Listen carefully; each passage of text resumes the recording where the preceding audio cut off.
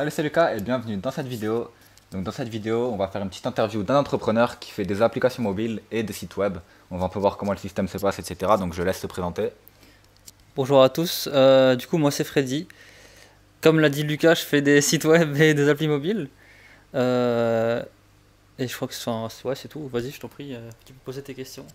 Donc déjà, avant de commencer, Freddy, on va un petit peu essayer de connaître ton histoire. Donc par où t'es passé, comment ça se fait que tu fais des applications, comment ça se fait que tu crées des sites web, etc. Donc moi je proviens d'abord j'ai fait un petit bac S et puis je me suis dirigé vers de l'informatique. Donc là j'ai fait une licence en informatique. Du coup ouais, j'ai fait une licence en informatique et j'ai commencé à découvrir un peu tout ce monde du mobile et du web. Et je me suis rendu compte qu'il y avait beaucoup de demandes et que du coup je pouvais potentiellement me faire de l'argent là-dessus et que j'étais bon. Et donc j'ai commencé à faire des applis mobiles et des sites web que je vends maintenant et je me fais pas mal d'argent à vrai dire. Ouais, donc à ce qui paraît, t'étais même premier de ta promotion en fac. C'est ça. Ouais, donc Freddy, c'est quand même quelqu'un d'assez calé dans le domaine. Alors pour ceux qui connaissent pas, vu que le domaine est quand même assez spécifique, je vais te poser la question de comment est-ce qu'on gagne de l'argent avec des applications mobiles. Donc comment est-ce qu'on va faire pour réussir à gagner de l'argent? Alors déjà, il faut partir du principe qu'une appli mobile, tu peux pas vraiment la vendre et te faire de l'argent avec. Ton seul moyen de te faire de l'argent, ça va être de monétiser ton application. Donc soit mettre des achats in-app, soit faire des produits dérivés. Parce que vendre des applis au final c'est compliqué et il y a très peu de gens qui achètent des applis, surtout sur Android. Sur iPhone c'est plus le cas, n'est-ce pas? Oui, un peu, ouais. Ouais, voilà. Donc l'objectif ça va être de monétiser l'application via des achats in-app. Donc si vous faites un jeu vidéo par exemple, vous pouvez vendre des pièces qui vous permettront d'acheter des objets spécifiques dans le jeu. Si vous faites des applications utilitaires, vous pouvez vendre des packages ou des passes premium par exemple, comme je fais avec certaines de mes applis, qui permettent de débloquer un certain nombre de fonctionnalités que les utilisateurs normaux ne pourront pas avoir. Donc tu penses que pour quelqu'un qui débute et qui devrait créer une application, il lui faudrait à peu près combien d'achats in-app ou combien de personnes qui vont télécharger son application pour qu'il commence vraiment à pouvoir quitter son job et vivre de ses applications en quelque sorte? Alors, tout dépend de qu'est-ce que tu appelles bien vivre. Disons que si tu vas avoir un SMIC, ne serait-ce qu'un SMIC, donc 1000 euros par mois, tu vas pouvoir donc soit te faire 1000 euros par mois avec des achats in-app, soit mettre des publicités, soit, comme dit, vendre ton appli. Donc maintenant, combien de temps ça prend, ça va vraiment dépendre de l'appli, du business plan de l'appli. Il faut avoir un business plan assez solide, hein, une appli dont vous êtes sûr qu'elle va vous rapporter de l'argent. Donc une appli qui sera soit beaucoup téléchargée, soit qui sera très intéressante et les gens auront envie de dépenser de l'argent là-dedans. Donc au niveau du temps, je dirais que si tu développes une appli et que tu prends, je sais pas moi, 2 mois à la faire, tu peux espérer te faire un SMIC au bout de 3 4 mois. Ok, ok, donc vous voyez que c'est quand même assez intéressant. Maintenant, pour créer une appli, il va y avoir quand même pas mal de connaissances derrière. Mais vous verrez qu'au final, Freddy va un peu vous expliquer comment est-ce qu'il a fait et comment est-ce que vous allez pouvoir faire vous aussi. Donc maintenant, justement, on va parler d'un petit peu de comment tu peux faire pour créer une application et combien de temps ça va te mettre pour créer une application en fonction donc quel logiciel tu pourras utiliser ou etc. Alors, pour créer une application, évidemment, il faut des connaissances, que ce soit des connaissances en informatique ou des connaissances en business pour pouvoir recruter des gens qui le font pour vous. Mais si on part du principe que vous voulez recruter personne et que vous voulez juste de l'argent, il va falloir apprendre à développer une appli vous-même. Donc pour ça, il y a différents outils qui vous permettent de le faire plus simplement. Mais disons que pour apprendre vraiment tout ce qu'il faut au niveau technologie et niveau développement, ça peut vous prendre de quelques mois à plusieurs années si vraiment enfin, en fonction de comment vous gérez le truc. Et du coup, c'était quoi la deuxième question? Du coup, la deuxième question, c'était en combien de temps tu vas réussir justement à créer une application? Alors l'application, ça va vraiment dépendre de ce que vous faites comme appli. Si vous faites un jeu, ça peut prendre plusieurs mois, plusieurs années. Si vous faites une application utilitaire, donc une de mes activités principales, là c'est des applications qui seront plus rapides à faire et l'avantage c'est que vous pouvez ensuite euh, développer des fonctionnalités pour l'appli pendant qu'elle est publiée. Euh, donc au niveau du timing, je dirais un mois, maximum 2 mois pour faire une appli utilitaire qui fonctionne bien.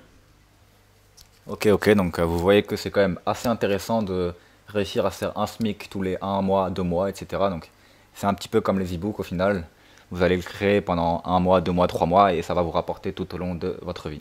Donc voilà, tu as créé ton application, tu as mis du temps à la faire, etc. Mais maintenant, comment est-ce que justement les gens vont trouver ton application, par exemple sur l'App Store, etc. Donc comment tu vas faire pour que les gens trouvent ton application, comment tu vas faire pour l'upload, etc. Alors pour ça, ça va dépendre de la plateforme. Donc si vous publiez une application sur Android, vous allez la publier sur le Play Store et sur Apple, ce sera sur l'Apple Store. Sur l'App Store, ça s'appelle? L'App Store, ouais. Ouais, ouais, l'App Store, c'est ça. Donc pour faire connaître ton application, ça va être comme un référencement classique, donc pour un site web. Il faut mettre des mots-clés, il faut respecter les règles de Google et de Apple. Et aussi, ce que vous pouvez faire, c'est de la pub. Donc la pub sur Facebook, sur YouTube, sur Insta, etc. Ouais, donc justement, la publicité, je pense que vous aussi, vous voyez beaucoup de publicité sur Instagram et Facebook d'applications. Donc, par exemple, vous n'arriverez jamais à faire ce score de 100, etc. Voilà, des choses un petit peu putaclic en quelque sorte. Donc, ouais, les applications, bah, c'est un petit peu comme les e-books également. Ce que je veux dire, c'est que sur Amazon, vous allez publier votre e-book, il va falloir justement faire une bonne description, écrire les mots-clés. Les applications, c'est un peu la même chose. Maintenant, ouais, la publicité sur les applications, je trouve que ça marche assez bien justement. Donc maintenant, peut-être que vous aussi, vous êtes intéressé par l'informatique, les applications mobiles, etc. Et que vous voulez vous lancer, mais vous ne savez pas vraiment quelles sont les applications qui peuvent bien marcher ou pas. Donc on va demander à Freddy justement maintenant les applications qui peuvent bien marcher, les applications qui marchent bien. Donc tu avais dit utilitaire et jeu, mais est-ce que c'est vraiment les applications qui marchent le mieux? Donc au niveau des applications, il y a deux types, enfin je veux dire, il y a deux types d'applications principales. Il y a donc les jeux et il y a les applications. En fait, les applications, enfin les jeux sont pas vraiment dans la catégorie applications, même si ce sont nos applications. Donc vous allez avoir les jeux. Les jeux, l'avantage des jeux, c'est que ça va pouvoir vous rapporter beaucoup en très peu de temps. Si le jeu fonctionne, bien sûr. Si le jeu fonctionne pas, c'est un autre problème. Donc si maintenant vous faites un jeu qui fait 100 000 téléchargements, vous pouvez facilement espérer 5 à 6 SMIC, mais seulement sur un court terme, donc sur l'espace de quelques mois, à moins vraiment d'avoir toute une équipe qui fait de la pub derrière et qui continue à développer le jeu. Pour les applications, ça va être différent. Si vous faites des applications utilitaires, vous allez gagner moins d'argent instantanément, mais vous allez gagner plus d'argent à long terme, parce que les applis utilitaires, au final, tout le monde peut les utiliser, même dans un an. Si vous faites une application maintenant, elle pourrait être utilisée et elle sera encore valable dans un an, 2 ans, 3 ans. Ouais, donc en plus l'avantage avec les applications utilitaires, c'est que par exemple sur le Mac, bah, quand on va dans l'App Store, les applications les plus téléchargées, c'est Final Cut, Photoshop, etc. Plein d'applications comme ça. Et en plus, c'est des applications qui coûtent 200, 300 euros. Donc vous vous dites bien que si c'est les plus téléchargé et qu'en plus elles coûtent 300 euros, le créateur va gagner pas mal d'argent. Donc maintenant, une des applications les plus connues qui a fait le plus d'argent, c'est Clash of Clans. Donc est-ce que tu peux un petit peu nous expliquer le système de Clash of Clans? Donc par exemple, eux, ils ont créé une application qui est un petit peu sur le long terme, mais en même temps c'est un jeu. Parce qu'il faut quand même y passer du temps, etc. Et ils arrivent à gagner pas mal d'argent avec ça. Donc si tu connais un petit peu le système. Donc Clash of Clans, c'est un système assez spécial, comme la plupart des jeux qui durent longtemps au final. Ils ont créé un jeu qui est très connu et qui est surtout très accessible à tout le monde. N'importe qui peut s'y mettre, que ce soit le gamin de 5 ans ou la vieille mamie de 85 ans. N'importe qui peut s'y mettre et n'importe qui peut y jouer.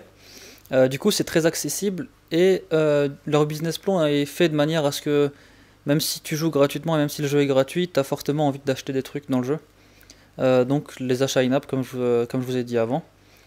Maintenant, pourquoi Clash of Clans a marché et pourquoi il marche encore maintenant, c'est parce qu'ils ont toute une équipe derrière qui, comme je vous l'ai dit, fait de la pub. Vous en voyez partout de la pub, même sur la télé maintenant, pour Clash of Clans. Et aussi, ils ont toute une équipe qui développe régulièrement des mises à jour et des extensions qui permettent de renouveler l'expérience du jeu et donc de garder un certain nombre de clients. Ouais, donc justement, en plus, l'une des facultés de Clash of Clans, moi j'ai joué un petit peu, c'est que il y a aussi les clans, etc. Donc vous allez pouvoir quand même partager des choses avec d'autres personnes. Par exemple, moi j'étais dans un travail il y a de ça 2 ans, où carrément quasiment la moitié des gens avec qui je travaillais avaient un clan, ils faisaient des clans, ils parlaient de Clash of Clans, etc. Voilà, donc il y a un peu un aspect communautaire, etc. Donc maintenant, on va passer tout de suite à d'autres questions parce qu'on a un petit peu traîné sur le sujet de Clash of Clans et des jeux, etc. Donc pour ceux qui sont un petit peu sur la chaîne, le but c'est un petit peu de devenir indépendant financièrement, de gagner de l'argent, etc. Donc la question ça va être, est-ce qu'avec des applications, quelqu'un qui part de rien peut se former et passer de quelqu'un qui part de rien à, par exemple, un millionnaire? Alors je dirais que c'est complètement possible. C'est totalement possible, mais ça va demander du travail. Je pense que ça va peut-être même demander plus de travail qu'une personne qui va faire un blog. Peut-être que je me trompe, hein. Après moi j'ai pas de blog donc je sais pas trop. Le problème des applications mobiles, c'est que tout seul vous n'allez pas pouvoir vous faire beaucoup d'argent, à moins vraiment d'avoir des idées, de très bonnes idées, ou à moins vraiment de faire plein d'applis qui vont vous rapporter plein de petits revenus passifs. C'est comme les blogs au final, hein. Vous créez des articles qui vous rapportent des revenus passifs, et puis à force de cumuler les revenus passifs, vous pouvez devenir potentiellement millionnaire. Pour les applis, moi, à la limite, ce que je conseille pour partir de zéro et arriver jusqu'à 1 million, c'est de commencer tout seul à développer des applis, mais pas des applis que vous allez publier vous-même, faire des applis pour des clients. Donc, il faut savoir que c'est un très gros business en ce moment, des fois je le fais. Les clients sont prêts à payer énormément, jusqu'à 20, 25, 30 000 euros pour une appli.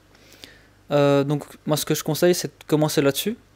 Vous créez un petit revenu, donc un petit capital de départ. À propos du capital de départ, je suis en train de bosser sur une formation qui va vous apprendre à vous faire du capital de départ. Donc vite fait, hein, pour vous dire, le capital de départ, c'est un capital qui vous permettra de ensuite créer un business. Donc moi, ce que je vous conseille, comme dit, c'est de faire des applis pour des clients qui vont vous rapporter à chaque fois entre 1000 et 30 000 euros.